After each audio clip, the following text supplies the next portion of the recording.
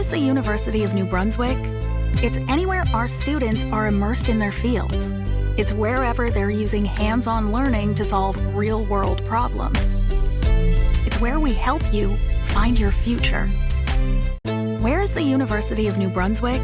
It's anywhere our people are finding solutions for tomorrow's problems. It's wherever they're making a difference right now. It's where we help you find your future. Welcome to our Fireside Chat with UNB President, Dr. Paul Mazerolle, and Associated Alumni President, Mr. Peter Cyroid.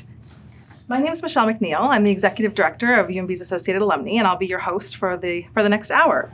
The two videos that we just shared with you are from UNB's new advertising campaign, UNB is Here. And we wanted to share those videos with you for two reasons. The first being that we're very proud of them and we wanted you to share in that pride with us. But the second is that this campaign is particularly relevant to us as alumni. So the idea behind the campaign is that UNB is wherever our people, whether that be faculty, staff, students, or alumni, are making positive differences in their communities and the world. And we know that so many of you are doing that every day, and we'd love for you to share those stories with us. So please send us an email at alumni@umb.ca, and we'll direct you to how best to submit those stories for us so we can help amplify UNB's story to people all over the world. So thank you so much for joining us today. We are together, joining you from the WU Conference Center at UNB's Fredericton campus. As someone who's worked in events at UNB for about 20 years now, it's really lovely to be here in person, not doing something from the comfort of my own home for an event since March. So we're really thankful to the staff at the WU Conference Center for helping us to do this safely today under all of the protocols and restrictions related to COVID. So we're happy to be here with you. Before we begin, I would like to respectfully acknowledge that UNB's campuses sit on unceded and unsurrendered Wolastoqey land. The land of Wabanaki people was recognized in a series of peace and friendship treaties, which established an ongoing relationship of peace, friendship, and mutual respect between equal nations. And today, as we sit here in the WU Conference Center, the river that runs by us just to the north is Wolastoq, along which live Wolastoqey, the people of the beautiful and bountiful river. So today's event is really a chance for Paul and Peter and myself to interact with you as our alumni. Normally, in a typical year, the three of us would have been on a bit of a road show over the course of the spring and the summer and certainly this fall, visiting our chapters and networks all across Canada, the US, and even a few countries outside of Canada and the US. In fact, right now, I think we probably would have been in Trinidad and Tobago normally for graduation. But of course, we've all been grounded here. The three of us have been grounded here in New Brunswick since March. It's a lovely place and a safe place to be grounded, but we do look forward to the day when we get to be with all of you in person again. I think one of the silver linings, though, in being able to virtually connect comes from when I review the registration list and see all the people registered to be with us today that normally wouldn't be able to because of geographic distance. So when I was looking at the registration list for today, we had people registered from as far away as Botswana, Democratic Republic of Congo, China, Guyana, Kenya, South Africa, the United Kingdom, and Trinidad and Tobago. So, and I'm probably missing some countries too. So, we're really happy to have all of you here with us today, people that we might not otherwise get to engage with if we were doing it in person. So we have about an hour together today, and to start, Dr. Mazerolle and Mr. Cyroid will share their respective visions, Dr. Mazerolle for UNB and Mr. Cyroid for our Associated Alumni, for the next 5 to 10 years for the university and the association. And after they've shared some of those remarks, I'm going to try to ask as many questions from you as I can. So I encourage you to use the Q&A field, the Q&A app within Zoom, and we've got some team members here who will help push those questions through to us, and we'll ask as many as we can. So now it is my pleasure to introduce to you UNB's 19th President and Vice Chancellor and a proud UNB alumnus, Dr. Paul Mazerolle. Paul? Thank you, Michelle, and good afternoon, Peter. Nice to see you again, and good afternoon, colleagues from wherever you are around the world. UNB alumni, we all share something special, which is we've got UNB in our background, and so it's great to talk to you. I want to spend a few minutes talking to you about our strategic vision, why it's important, why we're excited about it.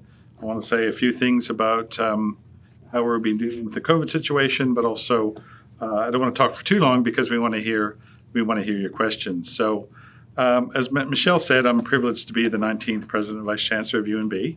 It's a terrific university, and one of the things that I really value about this privileged role is the chance to engage with alumni. Unfortunately, we're doing it differently this year. We're doing it virtually, which is great to connect. It's not the same as shaking people's hands and meeting you wherever you are, but also on our campus. But we still look forward to these opportunities to connect with our alumni, because your story is our story, and they're inspiring stories. So I just want to talk to you a little bit about our strategic vision. So UNB Toward 2030, it is available on the web. And I just want to say I came back to New Brunswick in mid-2019, and I was very fortunate that there was a team of very committed people working hard on all the background work for the strategic vision. Michelle was instrumental in her role as the project manager, George McNeil, our vice president academic, and indeed dozens and dozens of UNB staff and faculty and students engaging on what they saw as the important components of the future vision for this university. And so, in short, the University Vision Toward 2030 is underpinning it things such as growth. We need more students, we need more programs, we need more research, we need more partnerships. We need all of these things because we want to be that university of influence toward 2030. What we mean by that is that we're heavily committed to a university that is driving positive change for the community. So I think universities exist to change the world. UNB has got 235 years plus or thereabouts of examples of change in the world. So we are an instrument of social change, of economic development, social advancement, community connectedness, et cetera. And we celebrate that. But in a province like New Brunswick, we have an opportunity and a responsibility to help drive opportunities for students, and opportunities for partnerships. We're a very entrepreneurial university. So this is a plan that's incredibly ambitious, and growth is a metaphor, but we need more students. We want more people to experience the UNB experience and go out and change the world. We need more partnerships to enable that. And the other thing that strikes me about our new bold strategic vision is about how we can keep telling the UNB story. We're a very humble university, but we want to shout it loud and proud, the great things that are happening for our students, our alumni achievements, our academic, scholarly achievements. It's some really positive stories to be told, and we have to be very purposeful in telling that story. So from my perspective, we exist to make a difference in the world, and this bold plan, which I'll just briefly highlight, enables us to do it together. Another thing that's exciting through this plan, this vision, is actually a renewed vision. I'll just mention it to you. The vision is that we aspire to be a university of influence through excellence in innovation and research and teaching to enable positive social change across our communities.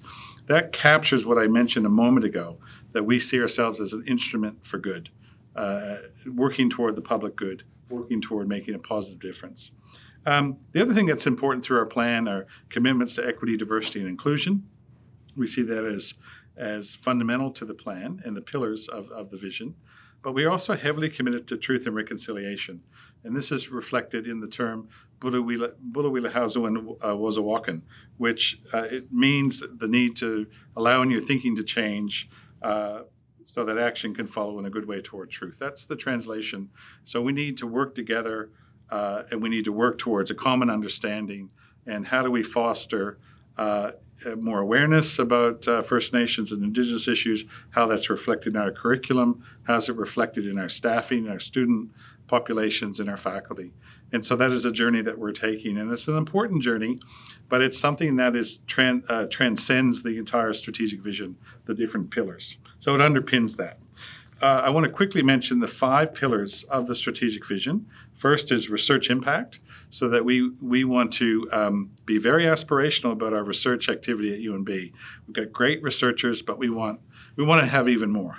So we're a $50 million research university, research comprehensive university. We want to double that into the future, be a $100 million research grant university. So that means more activity, more hiring of great academics, more PhD students, et cetera, and more partnerships. Secondly is what we call transformative education for the future. And this is something that I'm sure many of you have experienced. UNB is known for its student experiences. And what we see is what's crucial for that is not just having access to world-class academics and scholars and educators, but also the experiential learning opportunities, which are so crucial in this day and age. So students who have a chance to translate what they're learning in the classroom or online into a workplace, we think is really, really important. So we want to do more of that, and partnerships are an enabler for those kinds of issues. Thirdly, we want to be an engaged university.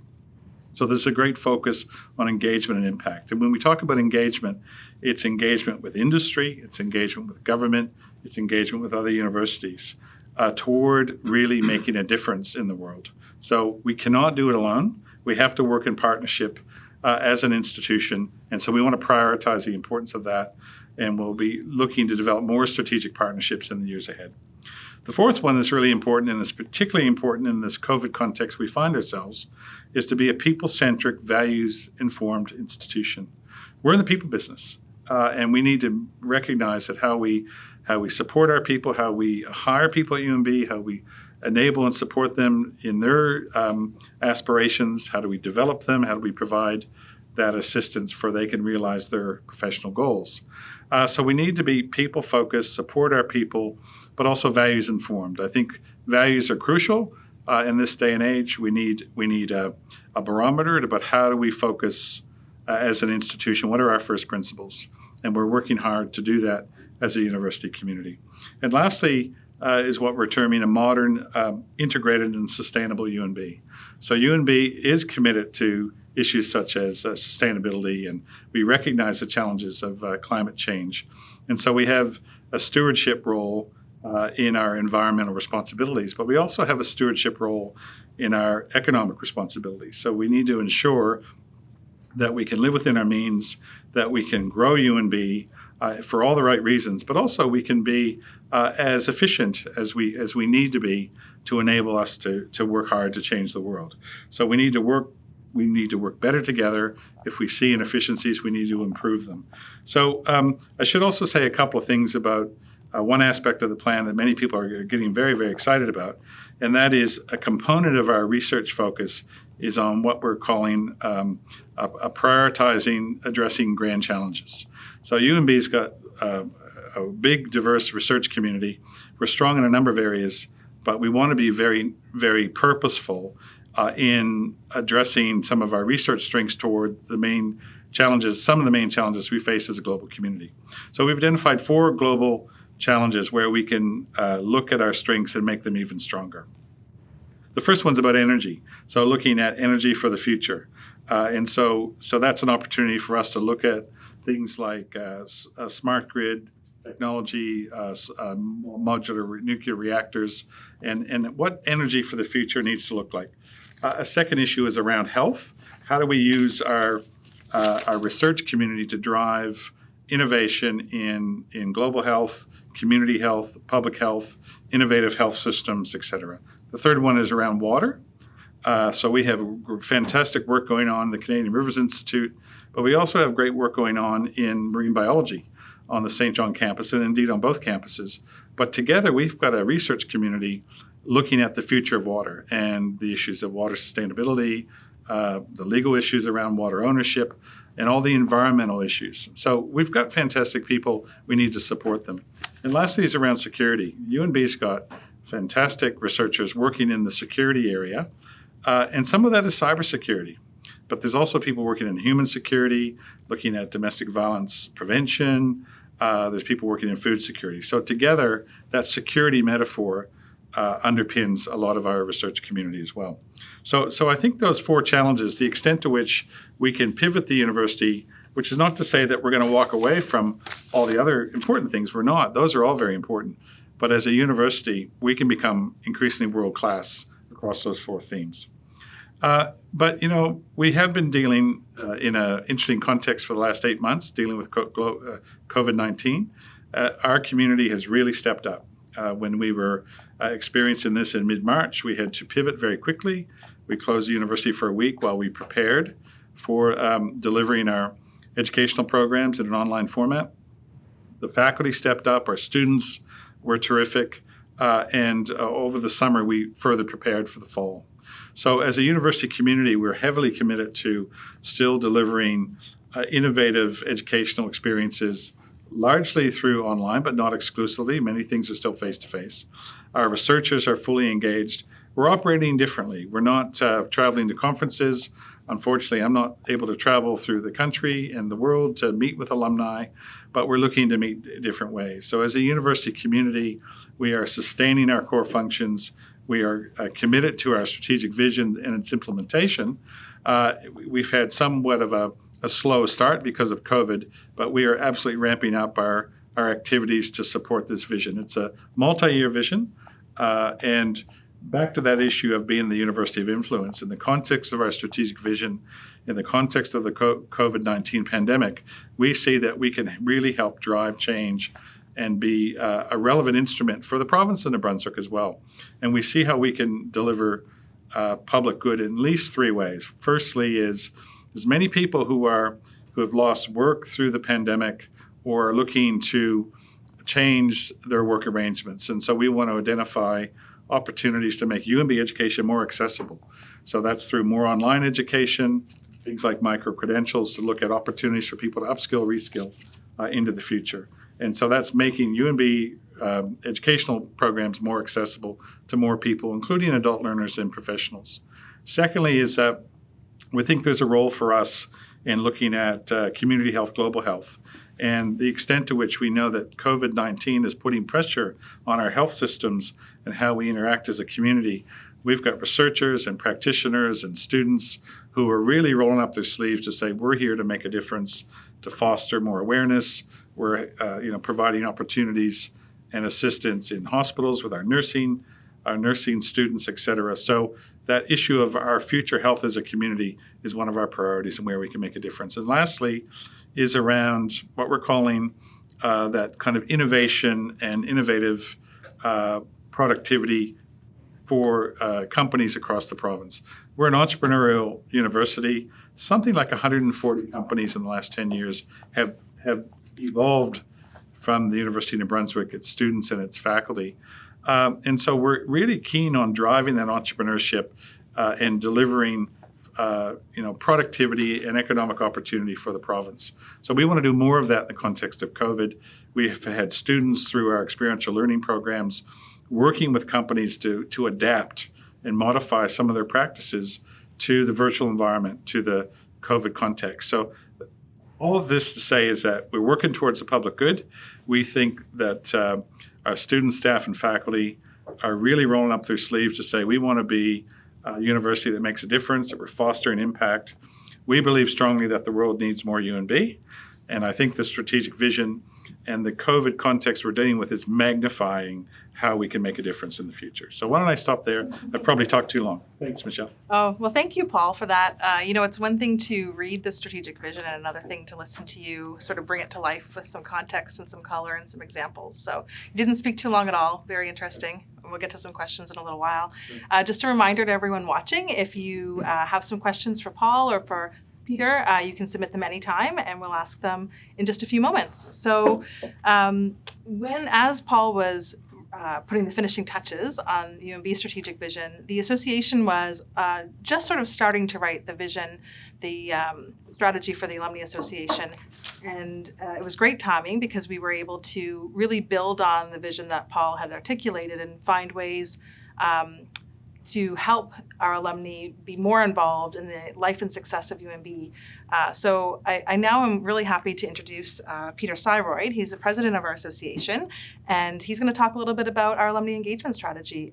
Pete is also a proud alumnus. Pete? Thank you, Michelle. So it's really great to be here with you, Dr. Mazerolle, and you, Michelle, to be able to talk a little bit about the vision and future of UNB and also the Associated Alumni. And as Michelle had mentioned earlier, it's nice to be able to actually connect with alumni through this chat, and it's unfortunate that we can't do it face-to-face the way we normally have, but I'm really grateful for this opportunity. So the Alumni Association has been through a bit of a transition year recently. We had a successful search for a new executive director, and that happens to be Michelle on my left. We signed a new memorandum of agreement between our organization and UNB this past year. And then we also implemented our new 5-year strategic plan, which we call our alumni engagement strategy, and this past June. And hopefully everyone has a link to that as a result of their confirmation email from this particular event. And I really encourage you to be able to have a look and read it on your own. You will recall that we had an alumni engagement survey about a year ago where we had thousands of responses for feedback that we requested from our membership. That, and along with some focus groups that we've held recently, really heavily informed our new engagement strategy for the coming 5 years.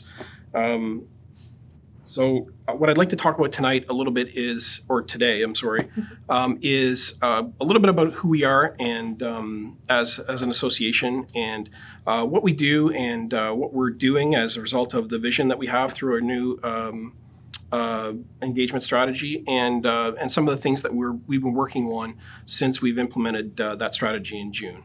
So just starting off a little bit with a few things about the Alumni Association.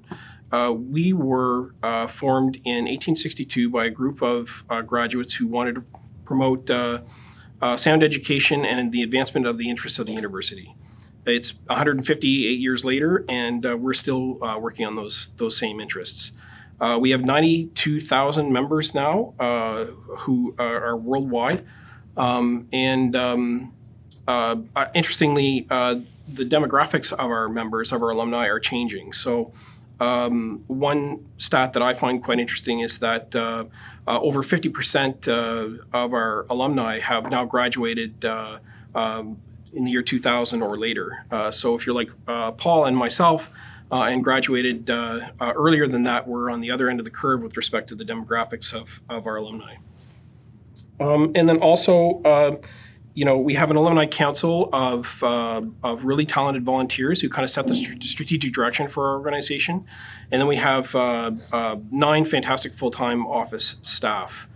So the mission of our organization is really to nourish pride within our UNB alumni, and also to foster connections between alumni, the university, and our current students. And if we have an engaged and motivated community of alumni who are kind of interested in the success of UNB, then we're accomplishing our mission. So with that, I'd like to talk a little bit more about kind of like what we do and what we're currently doing, and the vision that we're trying to outlay through our new strategic plan. And we're doing that through 3 pillars in our plan, which are celebration, connection, and contribution. And I'll speak just a little bit to each one of those pillars and kind of what they represent.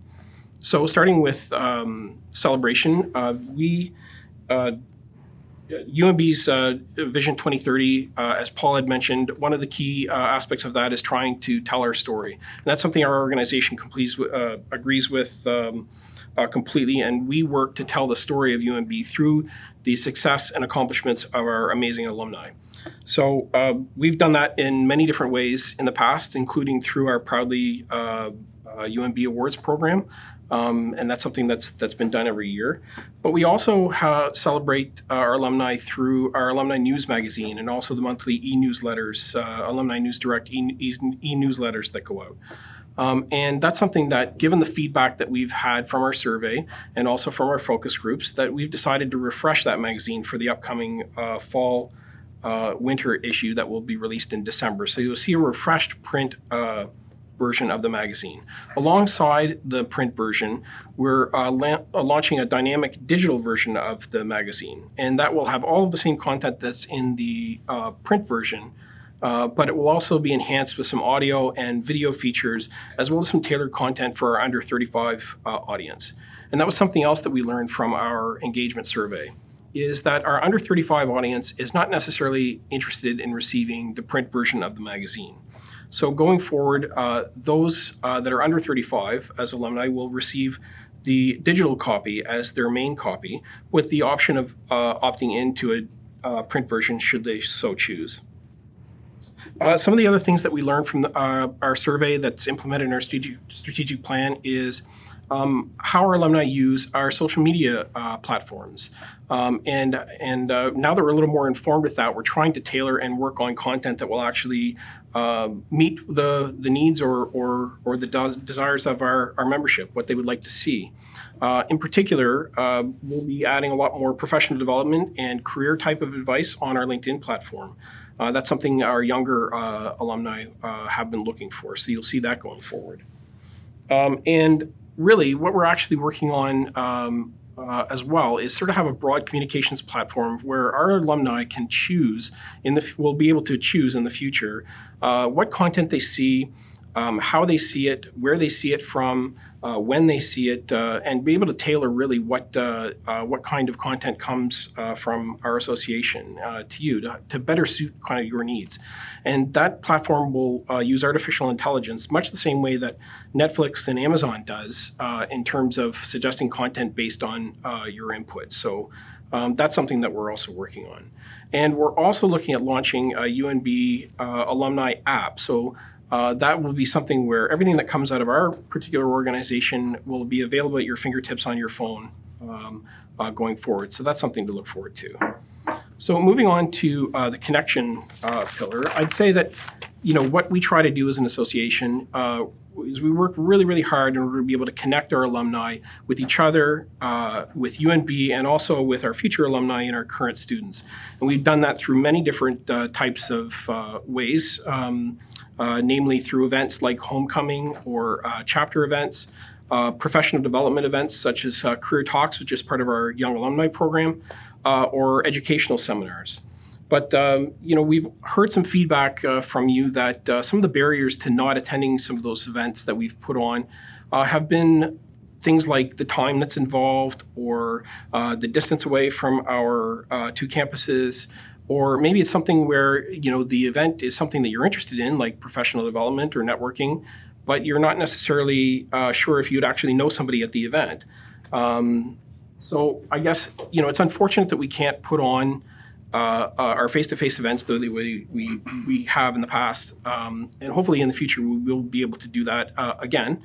But it seems like that kind of feedback, and also what is happening currently with the pandemic, provides us a bit of an opportunity to enhance our programming. So what our office is doing is we're pivoting more towards providing online content for our alumni, where you can view our events in the comfort of your own home at the time that you choose. So, for instance, we've held, this past summer, we held an online evening of comedy with James Mulliger, and that was a really well-attended event. Coming up this fall, we'll have, or in the winter, I believe, we'll have a virtual beer tasting event that will be led by alumni-owned breweries. And we'll have many more types of events like that as well going forward. I guess something else that you should look for in the future is that we are trying to launch some alumni-led webinars and blog posts and podcasts that you'll be able to enjoy from the comfort of your own home. So that's really something that we have really focused on launching here in the near future. And then we're also enhancing our 10,000 Coffees online peer mentoring network. And that's something that if you happen to be, I'm not sure if you're aware of that particular that network, but if that's something where you are interested in mentoring students or young alumni, that's a great way of doing so. So I really encourage you to look at that platform as signing up to that platform. And finally, I guess under our contribution pillar, we've heard from alumni many times that they really would like to give back to UNB, but they're not entirely sure what the best way of doing so is. And that's something that we can really help and that we're working to help our alumni do. And whether that be through something like volunteering your time. And this is something where we're working on developing a volunteer network platform for this coming year, where you can let us know what you might be interested in terms of volunteering, and we can provide an opportunity for you. Or maybe it's through knowledge and experience that you have built over a career, and maybe that's the way that you want to contribute back to students and UNB. And again, this is something where UNB 2030 has a goal of being able to provide students with an experiential education. And so that's something we're working with faculties and making sure that our alumni perhaps can enhance the education of our students through webinars or blog posts or a special interest topic. So if that's something where you feel like you have an area of expertise that you would like to share with young alumni or with students, then please let us know, because that's something we're actively seeking out in order to be able to provide that sort of experiential education, to students. And then finally, there are alumni who provide a financial contribution to our students and also to UNB. And that's something where you might be inclined to do so, but not really understand everything about how it works or what might make the most impact. And that's where we can help in terms of working directly with our development donor relations group and making sure that any kind of financial contribution can make the impact that you're looking for. So hopefully that provides a bit of an overview of who we are, what we do, and some of the vision that we have associated with our 3 pillars in our new engagement strategy, and what we're working on currently. I mean, really, what we're trying to do over the next 5 years is kind of broaden and deepen the relationships that we have with our current alumni, and also make sure that we have that engaged, motivated alumni community that's really participating in the life and success of UNB as we kind of work towards UNB 2030. Well, thank you so much for that, Peter. I joked in our last Fireside chat that it's really great to hear you deliver that speech as opposed to me. I've been delivering it a lot over the last several months, so it's great to hear someone else's voice behind it. Thank you for that, Peter. So we do have a number of questions for you. I hope you're both ready to dive right in. So, Paul, I'm going to ask you a question about the research impact piece. So this week has been a little bit exciting for us at UNB. I listened to a podcast between David Campbell and Vice President St. John Pedro Hauff earlier this week around the integrated health initiative in St. John, and then there was a big announcement yesterday with Parks Canada. I'm just wondering if you could talk about either of those things or maybe other exciting things happening in research. Yeah, no, look, it's always gratifying when we have announcements and big things are happening, and there are big things happening on our campuses, both of our campuses. Here in Fredericton, we got a big initiative around the future of engineering and the future of law. And St. John, it's around integrated health, and we're really getting a lot of momentum in the integrated health initiative. It's new programs. It's 5 research chairs. It's partnerships with private and public sector institutions. We've got Horizon Health there, Del Med, New Brunswick Community College, but it's also about the capital infrastructure. How do you bring some bricks and mortar to really celebrate that? So we're really delighted with the momentum of the Integrated Health Initiative now that there's actual students studying in these new programs, and we've made one appointment for the research chair. And obviously the announcement with the Parks Canada and the first chair in that space. We're really excited about that, and I'm an optimist, so this is just some of many more to come. So we look forward to keep the momentum going around research. That's great, thank you. So Pete, we had a question from an alumna who lives outside of the province. She's not living in New Brunswick, and she's wondering how she can engage in our strategy and engage with students in the university when she doesn't live in the province. Any ideas around that? Sure. I mean, I'd say that firstly, hopefully some of the online and virtual events that we're providing will help her connect with the university and with alumni as well. So hopefully that's something where the distance, regardless of COVID and that sort of thing, will at least help provide more connection. And then we have chapters that are outside of our 2 campuses, and they hold events, and that's something where she could consider attending those events, and that's a really great way of networking amongst alumni in her particular region, and then also volunteering with some of those events is a great way of staying involved as well and connected. So that's maybe just a few things that hopefully can keep her connected, even though she isn't in New Brunswick anymore. Yeah, I have an example. It's not particular to this particular question, but of how some of our alumni who live all over Canada and the US have been helping this year. Our Faculty of Law had been looking to create a community for their first-year students because they aren't on our campus studying right now. And so we had put out a call to law alumni asking for volunteers to be mentors in the regions where the students were living.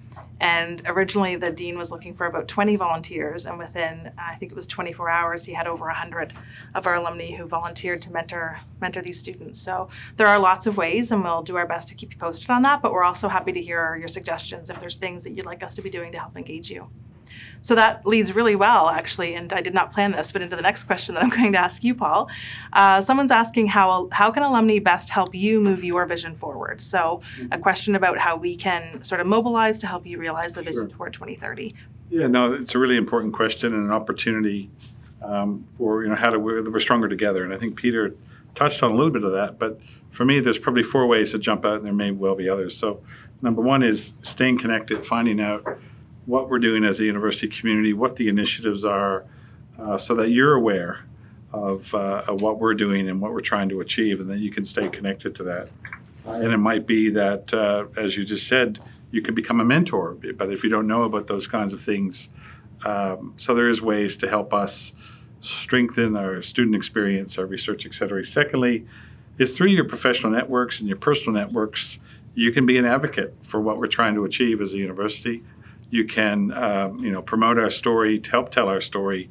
Your story is something that we want you to share to your networks and your community. But also, when you're up to date about what we're trying to achieve, you can share that. And that can lead to the third issue, which Peter touched on, was those experiential learning opportunities. We want students to experience the workplace through their studies. And even having 1 or 2 students, if you're in business or you have a friend who's looking for someone, could be a marketing student, could be a communications or an HR student, whatever it is, the chance for them to have that real world experience is invaluable. And lastly, and Peter touched on that as well, I'm just amazed at the generosity of our UNB alumni community. And we have lots of initiatives and causes.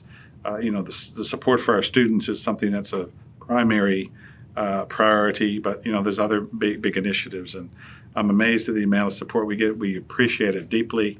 And for those individuals who are able to contribute to our vision, we welcome and thank you for those who are able to do that. So those are 4 ways. Good. One of the things that I thought of when you were speaking, but also when Pete was, Pete mentioned it in his remarks, but we also have our 10,000 Coffees virtual platform for networking. So for the question about how we can help Paul move his vision forward, and the question about how to be involved when you're not living in the province, that's a really great way to get involved with students and help them see, connect professionally. Any kind of advice or mentorship you can provide through that, it's a really great platform, and we'd love to see more of you enjoy it. So I promised I wouldn't do this after the last time when I got caught, but I would feel rude if I didn't acknowledge the next question is from my friend Mark Braithwaite. Hi, Mark. So Paul, he's asking you, although the list is likely extensive, could you share with us one initiative that continues to personally motivate you in the months and years ahead? It's been a little bit of a rocky year in the world, and so what's motivating you? What's keeping you going? It's hard to think of one. There's a lot. I'm always juggling lots of balls, but I'm very excited about. Look, as a university, we have really focused a lot on high school graduates as our main funnel of students to us. And I've been really committed to say, well, the world needs more UNB. We need more students to help share this wonderful experience that we've all had. And so there's 2 components to this thing we're working hard on. One is thinking about the adult learners and the professional learners. So how do we make the UNB experience more accessible, whether it's online or through these things around micro-credentials? And we're looking to develop a whole initiative around more micro-credentials on both campuses, because there's wonderful things happening on both campuses. So how do we do that in a way that people can say, wow, I'm working full time, but I've taken this short course or this, and it was terrific. The technology worked. The people were inspiring. Related to that is and this was something that was COVID affected, but I was 2 trips to India before COVID hit, and the relationships that we're developing, the momentum we're developing, and I know the New Brunswick government now has a New Brunswick India initiative that we help them shape. As well. So we're really excited about how we can bring India to New Brunswick and vice versa, that we're stronger together. And I think post-COVID, we'll start to see the real benefits of those initiatives, the relationships, but also the opportunities for students to come here, experience UNB, graduate, stay in New Brunswick, and contribute to the growth of this community. So I'm really excited about that. Good. So you kept it to almost 1. 1.5. That's right, 1.5. So the next question is for you, Pete. And I saw one earlier that was very similar to this, but it's just asking about post-COVID and alumni relations. So what are some lasting effects of the pandemic in alumni relations after COVID? That's a good question. I think that some of the things that we're trying to take advantage of the situation that COVID presents us in, right? And trying to find some silver linings here with respect to what we've been doing in our strategic plan and how we've been implementing it. So, it's something where we wish that we had our face-to-face events currently, but that's something that we expect we'll be able to get back to at some particular point, and when the timing is right. But until then, we've accelerated a lot of, like I was mentioning before, some of our virtual events and connecting with our alumni in different ways. And so that's something where hopefully that is something that continues after we're past huddling in place the way we seem to be right now with COVID. So, and maybe that's something where we can put the two together, where we have virtual events and ways of connecting online with our alumni, and then also having our face-to-face events that really kind of provides the opportunity for alumni to connect across the different life cycle for our young alumni all the way through to our alumni who are 55 plus. So that's hopefully what we like to see with post a COVID world, where we're actually connecting on multiple ways with our alumni. I couldn't agree more. I think that the pandemic has really forced us, like everyone in all organizations, to sort of rethink how we're doing things. And I'm hoping that when we come out of it, we'll take the best of both worlds to have a much broader platform and program for our alumni, so people can join from wherever they are. I know one thing we're doing right now, because I'm not on the road all the time, we are able to focus a little bit more on some projects. And one of the things I'm excited about is we're just starting a project to map our international alumni to really know where they're at a little bit more and what they're up to. And then I look forward to getting on the road, or in the air, I guess, as soon as we can after to go meet with some of them. So we have a question now from Richard. I haven't looked at it yet, so I don't know who it's for. It'll be a surprise. Are there any studies related to activities related to Canada's role in space exploration? That's a great question. Do you know anything about that, Paul? Well, certainly there are some people at UNB who are doing some work in that space, our physicists and whatnot. There's also people in geodesy who are doing some amazing work on Google Earth and whatnot. Some of the technology in Google Earth was actually developed here at UNB. And so there are some pockets of that excellence in there. So some of it, we can probably shine a light on it on the web to a greater extent. But yes, we are, the focus on UNB here is really UNBs everywhere, including in space. So yes, we do have some expertise in that space. Right. So Peter, next I'm wondering if you can talk to, I know you answered this the last time that we met, but it's a different group today. And I'm wondering if you could talk a little bit. You've been giving your time to the association of the university for a long time now after graduating. I'm wondering if you can share a little bit about what inspired you to do that and what inspires you to keep going.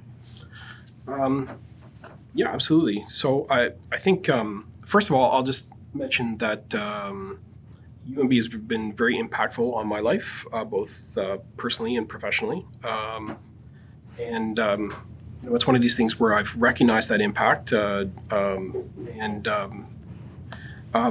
there was a point when where I got to where I felt like it was time to give back. And I felt, I was able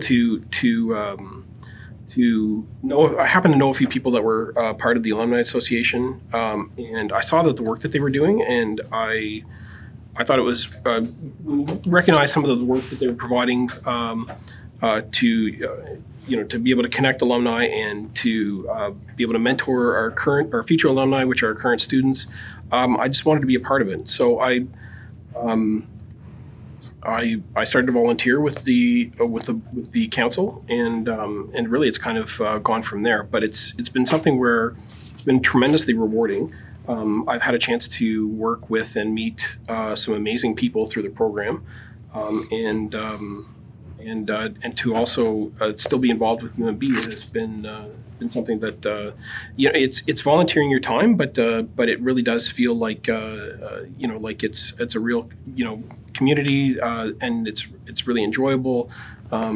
Staying connected with UNB has been a really satisfying type of thing in my life in the past several years. So I think that's probably how I would phrase it. But it's been great. It really has been to be involved in UNB. Good. That's great.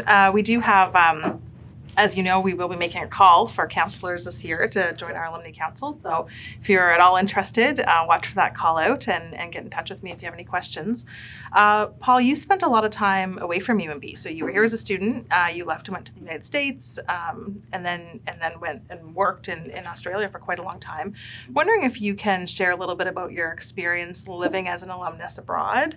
And then if you could share with us a little bit about why you chose to come back, because Australia has a lot of lovely features. So why did you... Snakes. Snakes, yeah. So why did you choose to come back to us? Okay, so the first, just repeat the first one again for me. Just about your experience as an alumnus living internationally. So yeah, just very quickly on that.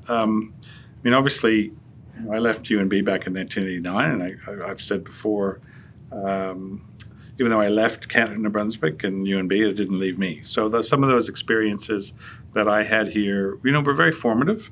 And that kind of approach to learning and working with professors, as a student, really put me in good stead when I went and studied at Northeastern in Boston, at University of Maryland, and then worked at the University of Cincinnati on my academic career. So that passion for learning, of pushing boundaries, of asking good questions, of working together in partnership were things that I really took with me. But as an alumni who was living in the States and Australia, I must admit I absolutely relished in getting those alumni magazines.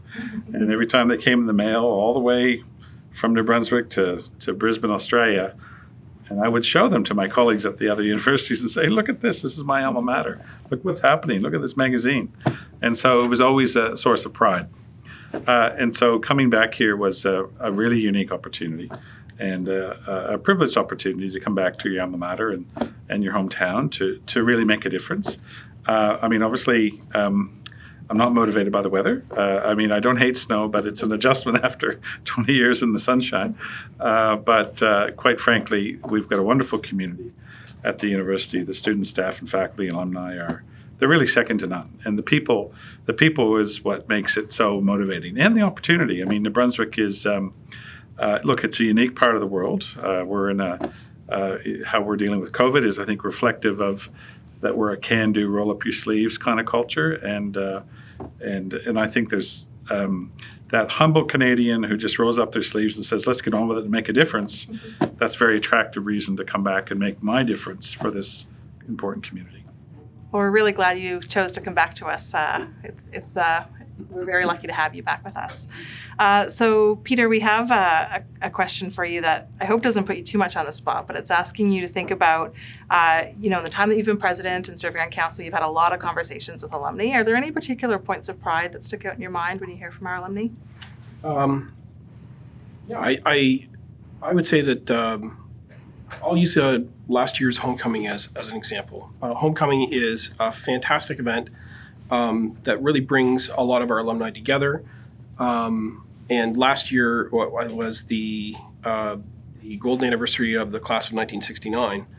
And to speak to those alumni as a group, as a collective, for instance, you see how much impact UNB had on all of their lives. And this is, for that particular year as an example, 50 years on, how they're still connected to UNB, how much UNB meant to them, what was going on campus, in the late 60s, which was really quite fascinating. How connected that they still are. So when we held some of our homecoming events, you could see that they were still a community, even though they had gone their separate ways for a number of years. So you take an event like that and you really see the pride that people have in UNB, and it is what kind of connects them together as alumni. We also have our Proudly UNB awards platform. So every year we celebrate a lot of the successes and accomplishments that our alumni have. And that event, those awards, you get to hear the feedback from those people who have been given an award, and they really cite how impactful UNB was in terms of their development and using UNB as a platform to provide positive change and affecting their community and some of the successes that they've had in their careers. So it's really quite fascinating to hear that, and it does bring out the pride in terms of how UNB has really affected people over the years. Yeah, it really does when we have those conversations with alumni and at events like Homecoming or Proudly UNB or Oktoberfest in St. John and Senior Dinner. It really does feel like family reunions, right? Like hearing how we're all connected. We all have so many similar stories and ways that connect us. Yeah, it's incredible. The stories are they're inspiring when I meet with alumni and they say what it was like here in the 50s and 60s, and the dean picked them up at the train station. It's like, wow, these are really personal experiences which were formative and transformative. So. Yeah, well, and it's interesting to see how as much as things change, they don't change all that much, right? So we had a feature on one of our counselors this month in our newsletter, Bev Guimont. She's one of our counselors out of St. John, and she referenced, she came here as an international student, she referenced being picked up at the airport, not in 1969, it was just a few years ago, being picked up at the airport and how much of an impact that had to her and feeling welcome. So it's really, really lots of incredible stories. So Paul, I'm wondering if you can talk a little bit, you did talk about it in your opening remarks, but I'm wondering if you can dive in a little bit more, because it's a topic we care about so much, around things that might be happening now around the equity, diversity, and inclusion, and Bilawida Hausawazawagan, our commitment to truth and reconciliation. Are there things that you can talk about, initiatives happening at the university now that people might be interested in? Sure. There's a number, and there's more to come. So, I mean, obviously, on the equity, diversity, inclusion front, we need to make sure that our HR function is really strong and foundational to support our people. And so whether it's professional development, whether it's leadership development for aspiring leaders, female leaders, people from other equity-seeking groups, how do we support them to feel part of the UNB journey? So we're absolutely investing in that space, more support for our people, more professional development. We're also doing a survey at the moment with a company called CCDI, and we're looking at basically identifying our baseline about where our knowledge is and our awareness of equity, diversity, inclusion issues. I guess the third issue is a range of initiatives that we're doing in the truth and reconciliation front. We have an action plan. It's got 10 points. We know that this is a journey of activities that we need to move forward, and it's also a path for more awareness raising and greater understanding of our Indigenous colleagues and the journey they face and they have faced historically. So part of our journey as a university is an exploration of raising knowledge, imparting knowledge, disseminating knowledge, sharing knowledge, and we're on that journey. And as part of that, we have a new series that's is the Presidential Race and Diversity Dialogues, where we're looking to raise our voice and have more events, be they debates, presentations, book launches, on these topics of race, diversity, inclusion, truth, and reconciliation. So we'll be looking to have 6, 7, 8 of these a year. We're doing it virtually at the moment, but we also look forward to welcoming people to our campuses where we can have these discussions and raise awareness and do our part. So that's part of it, but there's more to come. Great. So we are coming to the end of our hour, but I have another question that I really want to ask because I could summarize some feedback and questions we get from our alumni with this. For all of us, one of the things that ties us together is our experience when we were here as students. And I'm just wondering if you could share with us a little bit where many of our alumni are worried. What's happening with our students now? Like, they're not on campus. What's their student experience look like? And I know we've been doing a lot of things to help ensure that experience and the quality of education stays strong. So can you just share some of the examples of the work that we've been doing around making sure that experience is still positive? Yeah, no, it's a really important question, Michelle. I mean, there's a lot of different dimensions to it. I mean, first is making sure that our faculty members were comfortable with the new technology, because many of them are teaching certain ways for their entire careers, and all of a sudden we said, oh, by the way, you can't teach face-to-face. And we're teaching face-to-face in only a small amount of our programs. So getting people ready to deliver exciting educational content and experiences and engagement in a virtual context was really important. So we had over 600 of our faculty who really stepped up to the plate over the summer to take professional development. And I think that that speaks volumes. So they've had to adapt their courses, they've had to adapt assessment. And, anecdotally, many of the faculty that I speak to, obviously it's a different way of engaging, but some of them are thinking, wow, the students are engaged. They're in the chat sessions, they're making comments and questions. So some of them are very impressed with the amount of student engagement they're experiencing, knowing that it's a different delivery model. So I think that's good. Secondly is, supporting, particularly in the last semester of last academic year, there was a great deal of flexibility that we had to bring to bear for students and faculty on some of the requirements and the issues around assessment, because we were literally in the middle of the semester when this hit.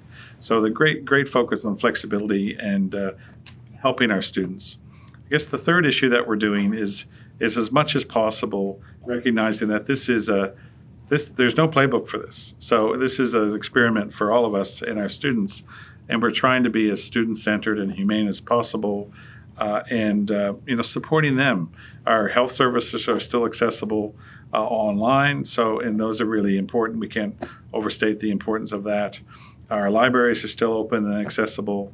It was obviously a different way in how we engage in that. Our campuses are open, but not as vibrant as in past years. So all of this is to say that we think daily about our students.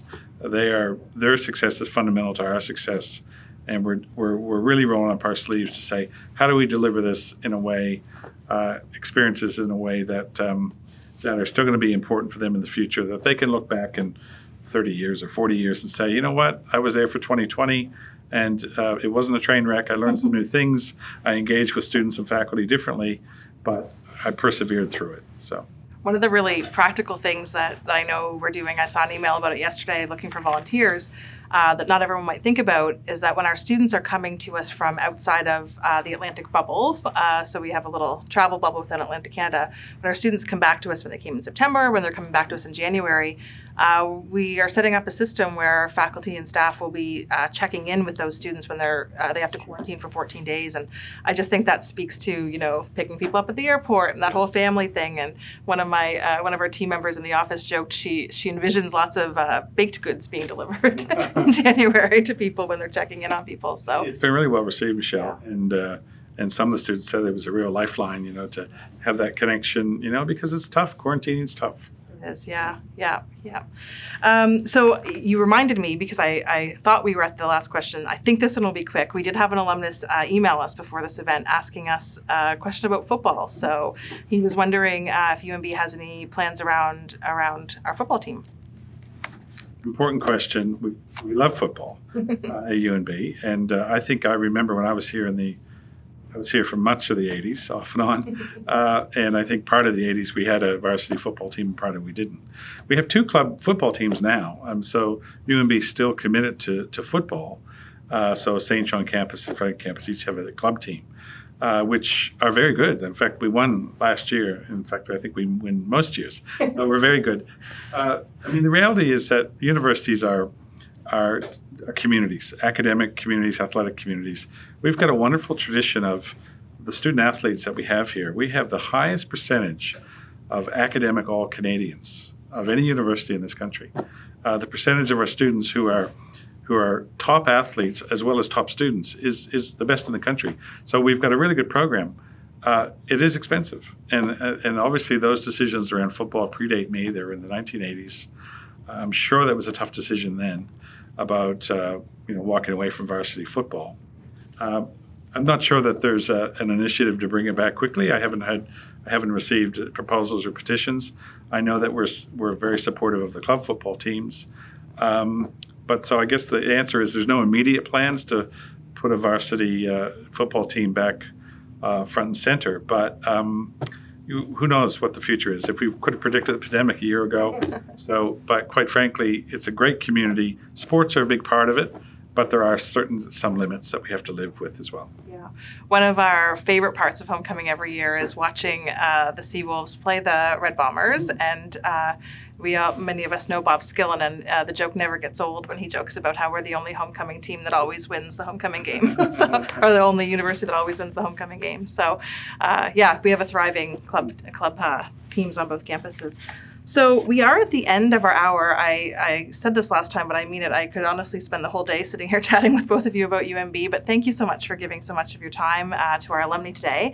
And thank you to all of you for joining us. We hope that you learned a little bit and were inspired to engage with us. And I don't want the questions and the feedback to end here. You can email us anytime at alumni@umb.ca, and Jenny and our team will make sure it gets to the right person with any feedback or ideas that you might have for us for how we can continue to improve our engagement efforts. So thank you to everyone for joining us. I hope you have a great day. Where is the University of New Brunswick? It's anywhere our people are harnessing the power of their creativity. It's wherever they're imagining new possibilities for a better world. It's where we help you find your future. Where is the University of New Brunswick? It's anywhere our people are empowering their communities. It's wherever they're becoming catalysts for change and improving lives. It's where we help you find your future.